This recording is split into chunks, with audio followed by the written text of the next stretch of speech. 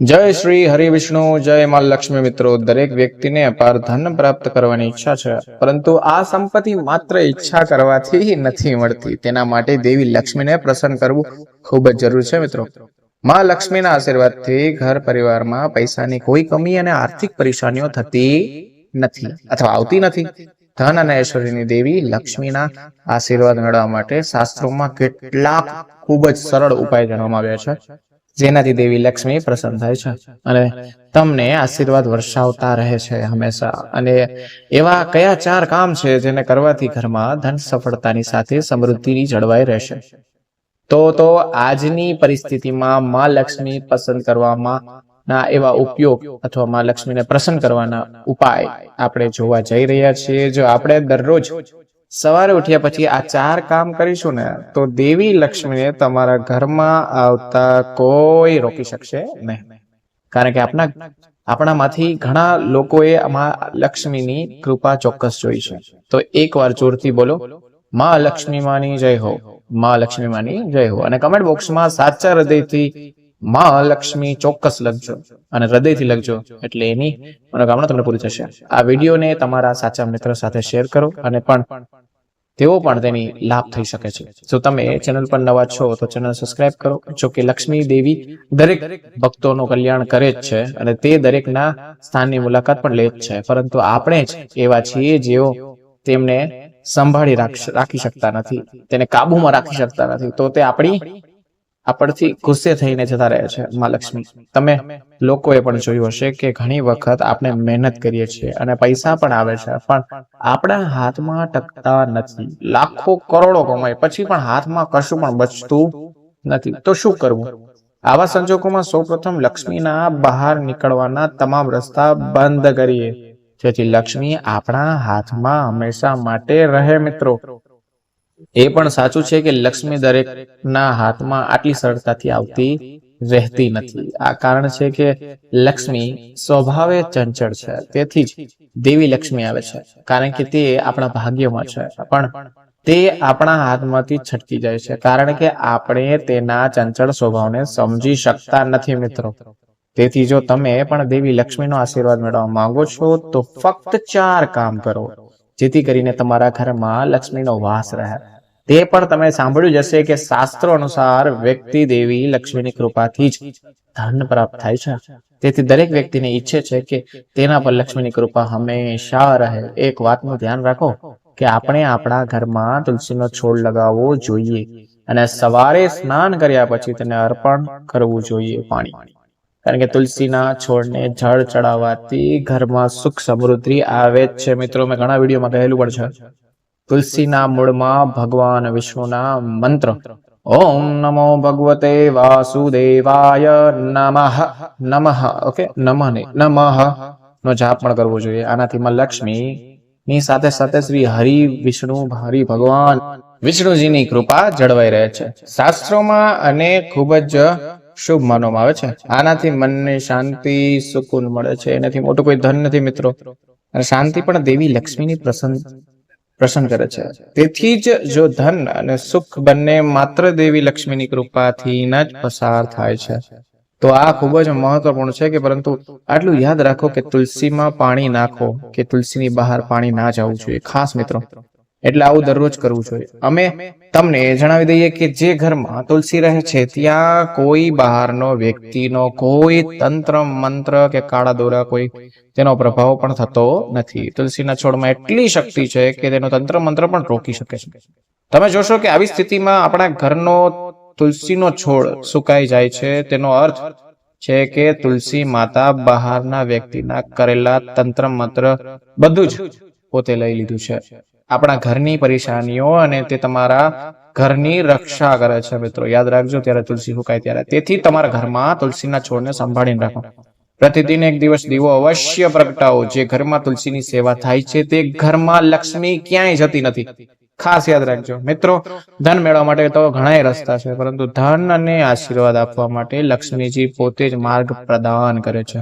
અને તમારા ઘરમાં દેવી લક્ષ્મીની સ્થિર કરવા માટે આ કેટલાય ઉપાયો છે જેના દ્વારા તમે તમારું ભાગ્ય બદલી શકો છો. મિત્રો, વધુ મહત્વની વાત એ છે કે જો તમે સારા કાર્ય કરશો તો દેવી લક્ષ્મી ચોક્કસ પ્રસન્ન થશે અને જલ્દી જ મનપસંદ સંપત્તિ મેળવવાનો યોગ બનશે. જો તમને પણ આવું કરો છો તો માં લક્ષ્મી તમારા ઘરે આવવાથી કોઈ રોકી શકશે નહીં અથવા કોઈ રોકી શકશે નથી. આવું માનવામાં આવે છે કે જેના પર દેવી લક્ષ્મી પ્રસન્ન થાય છે તે વ્યક્તિ ધનવાન બની જાય છે. અને જે વ્યક્તિ પર માં લક્ષ્મી જો ગુસ્સે થાય છે ને તે લાખ પ્રયત્ન કર્યા પછી પણ નિર્ધન બનીને જ રહે છે. તેથી લોકો માં લક્ષ્મીને પ્રસન્ન કરવા માટે તેમના આશીર્વાદ મેળવવા માટે અનેક ઉપાયો કરે છે, કારણ કે મહાલક્ષ્મીની કૃપા તેને કોઈ પ્રકારની કમી રહેવા દેતી નથી. ખાસ યાદ રાખજો. અને તેમની બધી પરેશાનીઓ દૂર થઈ જાય છે. આવી સ્થિતિમાં જો તમે પણ દેવી લક્ષ્મીને પ્રસન્ન કરવા ઈચ્છો છો તો તમારે સવારે ઉઠીને આ થોડા કામ તો કરવા જ જોશે ભાઈ. તેનાથી રહેશે મહાલક્ષ્મીની કૃપા તમારા પર. તો તમે જોયું હશે કે તુલસીની સેવા અવશ્ય કરવી જોઈએ. અને બીજી વાત એ છે કે સૌથી પહેલા અમે તમને જણાવી દઈએ કે તમારે તમારા ઘરે આવનારા મહેમાનો બહુ સાદગીપૂર્વક આદર કરવું જોઈએ, કારણ કે ઘણી વખત ખુદ ભગવાન મહેમાનનો રૂપ બની આવે છે અને તેનાથી દેવી લક્ષ્મી પ્રસન્ન થાય છે અને પોતાના આશીર્વાદ હંમેશા માટે વરસાવી શકે છે. એટલે કે ઘરમાં સુખ સમૃદ્ધિ સાક્ષાત મહાલક્ષ્મીનો વાસ થાય છે. તેથી ઘરમાં દેવીઓ એટલે કે મહિલાઓ દેવીને પ્રસન્ન કરવા માટે ચોક્કસપણે આ કામ કરવું જોઈએ. દેવીને પ્રસન્ન કરી શકે મિત્રો, ખાસ યાદ રાખજો. કારણ કે જે ઘરમાં મહેમાનો પ્રત્યેક વ્યવહાર સારો નથી ત્યાં લક્ષ્મીજી ક્યારેય અટકતી નથી. હવે હું તમને એક વાત કહું કે મહેમાનોમાં બધા જ આવી જાય છે. તમારા મિત્રોથી લઈને તમારા સંબંધીઓ પણ આવે છે. તેથી હંમેશા સ્મિત સાથે મહેમાનનું સ્વાગત કરો.